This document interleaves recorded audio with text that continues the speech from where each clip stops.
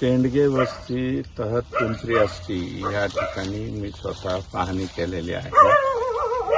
लिंबू, त्याच्यानंतर आंबा, त्याच्यानंतर उन्हाळी मका, त्याच्यानंतर कांदा आणि आंब्याच्या झाडाचं प्रचंड मोठ्या प्रमाणावरती या ठिकाणी नुकसान झालेलं आहे.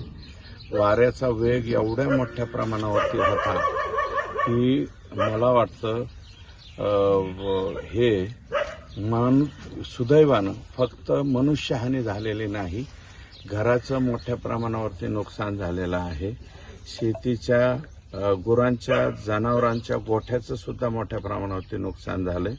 आणि हे एकट्या पिंपरी आष्टीचंच नाही, आष्टी तालुक्यातील, पाटोदा तालुक्यात आणि शिरूर तालुक्यात अनेक गावांमधलं अशा प्रकारचं नुकसान पुढे येतंय.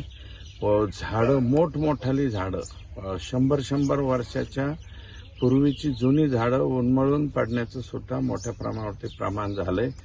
मोठ्या प्रमाणावरती महावितरणचं नुकसान या ठिकाणी झालंय आणि ते दुरुस्त करण्याचे संबंधितांना आदेश दिले. फक्त सर्व शेतकऱ्यांना माझी विनंती आहे की ज्याचं जे नुकसान झालंय, पोल्ट्री सेटचं सुद्धा मोठ्या प्रमाणावरती नुकसान झालंय, ज्याचं नुकसान झालंय त्यांनी तात्काळ तालुका प्रशासनाशी संपर्क केला पाहिजे.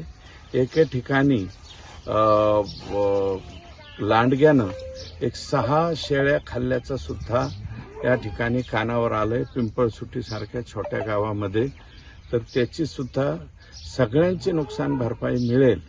मदत 100% मदत व पुनर्वसन विभागाकडून मिळेल.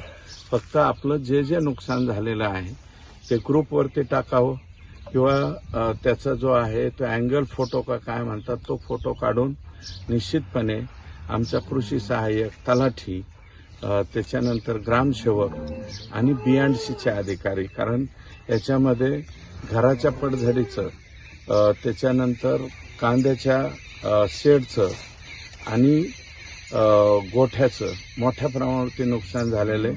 त्याच्यामुळं ज्या बाबी आहे त्या बाबी BNC कडनं त्याचं व्हॅल्युएशन करावं लागतं. म्हणून आम्हाला तातडीनं माहिती कळवावी अशा प्रकारची विनंती आहे. ABP माझा, उघडा डोळे बघा नीट.